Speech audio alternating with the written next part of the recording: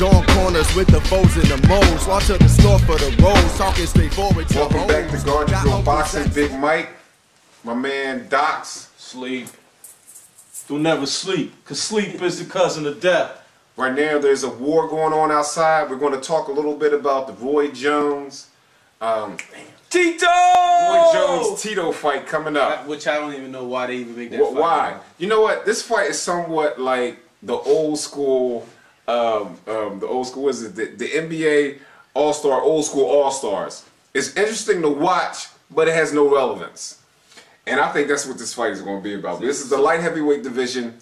It's probably going to be fun to watch and probably a good two former knockouts, two former great careers. But is that the sunset of their careers? I mean, you know, what does this fight mean to the light heavyweight division? No knockouts? It could be a knockout. Like I said, entertaining, but it doesn't have any relevance to I have to respectfully disagree with my man Big Mike. First of all, you said they're on the sunset of their career. I always tell people this. Tito Trinidad. He has 2 losses against 2 people that he would have lost to whether he was 21, 25, 30, or 35. He never beats Bernard Hopkins. He never beats Winky Wright. Does that mean that he lost a step or he can't do what he used to do? No. Tito is going to knock out Roy Jones Jr. Okay, notwithstanding the B-Hop fight. Okay. How active has Tito been since Winky Wright? He retires when he loses. Okay. He gets frustrated. Okay. He gets frustrated and retires. That's one of my points. So, right, of course. So that career is setting. You know why he's back? He's back because of Cotto. You think it's Cotto? I think he's back because of Cotto. Not to try to fight Cotto, but because he's tired of Cotto getting in the pub in PR. I think that's part of it, and I think if it gets Cotto is the new world-class Puerto Rican fighter. Is hands down. And Tito, it's not Tito. I'm sorry, Tito. Say bye-bye. I think we got to take a poll amongst Puerto Rican fans. Hang your gloves up with dignity on this. Let me tell you something. Let me tell you something. Cotto is not Tito. They both fighting their prime or now. Cotto's going to get knocked out. I can guarantee you, if you ask Jick this question, shout out to Jick. Shout out to Extremely Jick. Sharp and Ken. I guarantee if you ask Jick, as much as he loves Cotto right now, Tito knocks him out. He will go with Tito any day. Trust me, that man has dynamite in his gloves. I've been saying this since day one. I know he's a one-dimensional fighter, but if you Tito don't have... has no boxing skills whatsoever. Let's not totally discredit him because he lost to people who are like expert boxers. He relied on his knockout power. You know, Big Mike likes knockouts. He relied a lot on his knockout power, and that got him through. That's what Winky Wright. And he just poses a boxing clinic right there on national TV. I mean, that's embarrassing. Well, Winky does it to everybody. Man, Taylor. He did it to everybody. He does it to everybody. Right. So that's the thing. The point I'm trying to make. Like you talking about Hall of Fame, two Hall of Fame fighters who make everybody look ordinary. Winky, only time Winky didn't look ordinary is when he fought the other one, Bernard Hopkins. Now Tito, let's not just. We know he's a brawler. But Tito possesses some skills. You can't just win all those victories with just a one-punch knockout artist. He gets in there with certain people. You got to be a certain type of fighter to beat him. He gets off the mat. He gets up, curses you out in Spanish. He goes in there and he goes for the kill. That's true. But he hooks off the jab. He has some movement. You know what I'm saying? He fights with that powerful stance. There's certain movements he got the cast on his hands. Huh? I didn't say that. Yo, he did, but somebody... Yeah, the special rapping. Hey, man. He ain't fighting Bernard, so they might not catch it in the locker room. They was feeling that power for a reason. Hey, Roy better get in that dressing room before that fight. Check my man. Roy said, it came out on ESPN.com, or was it the other boxing site that we're not going to name? Anyway, it said that Roy's having trouble making weight right now. Oh, that's interesting. 170? I'm trying to figure out if it's a mental ploy, some kind of tactic, putting that out there, saying that he had. Roy's a gym rat, They're fighting at 70 or 75? 70.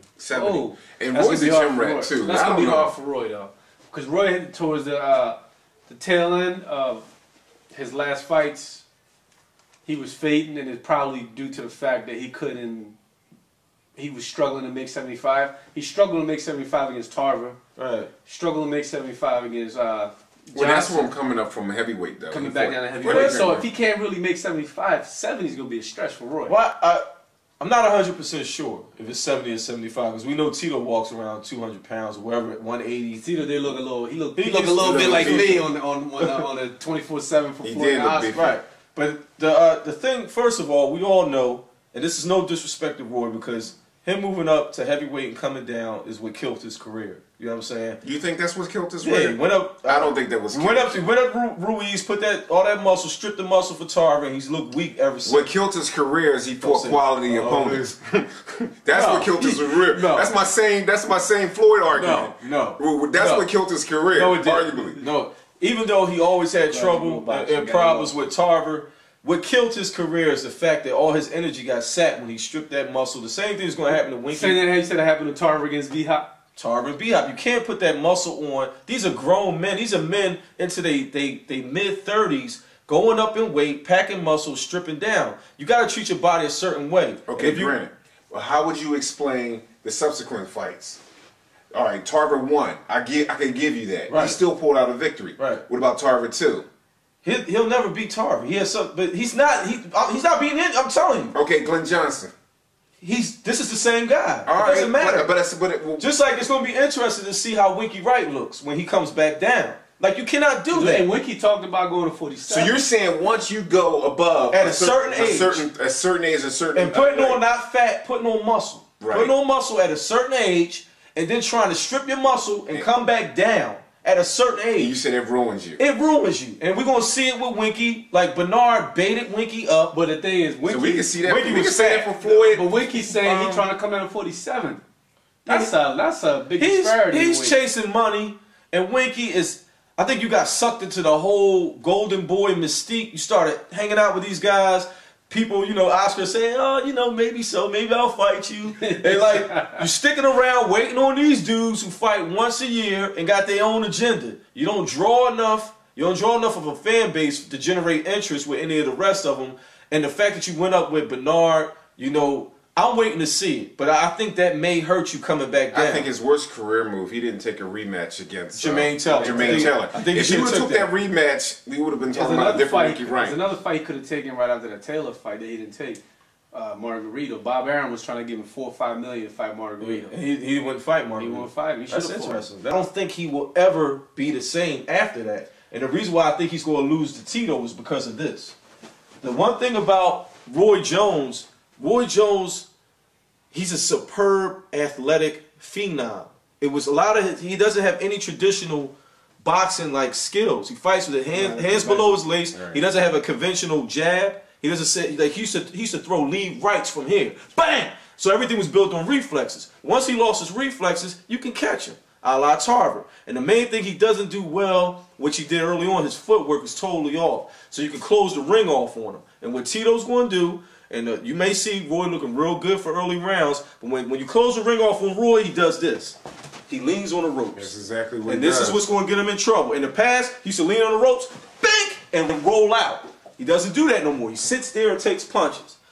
The kid with dynamite in his hands, whether it's a cast or not, you sit there with him, you're going to sleep. And that's how Glenn Johnson put him to sleep. That's how Glenn Johnson put him to sleep. He was against the ropes just the same way, and they had to pull a blanket out for him. He was down so long. Give the camera some predictions. For the fight? Yeah. Hey, you know what? To be honest, I really don't have a prediction. Do you care to have a prediction? Do I care to have one? Is that what you asked me? I'm asking you, do you care to have one? Not really, to be honest. But I see Tito pulling it out probably. He'll knock Roy out. That's my prediction. Give me a prediction. And look, I like Roy Jones Jr. I'm not even trying to be political. These are two fighters that I like, and what Mike said earlier, the importance of this fight, I think they're going to bring excitement back to the sport. Was lacking from the sport right now is personalities. Name fighters fighting each other. And characters. Right. Roy is a character. Like, Roy was on ESPN, the premiere of Friday Night Fights, telling us how he was going to knock Tito out in the 4th round. He said, I'm going to hit him with the kick. I'm going to hit him with the kick early. Then he said, the fourth round, he got to go. And I feel him. And I mean, be realistically, if Roy won, neither one of them would upset me because I like to see both of them back in the game. But my prediction is Tito by knockout around the 7th or 8th round. I got Roy winning a nice, long, boring fight on points. There you have it. Roy does not have the style. It's a boring fight. You see it, Doc. It's not a boring fight. That's why I'm going to pay for it. That's why I'm going to buy it.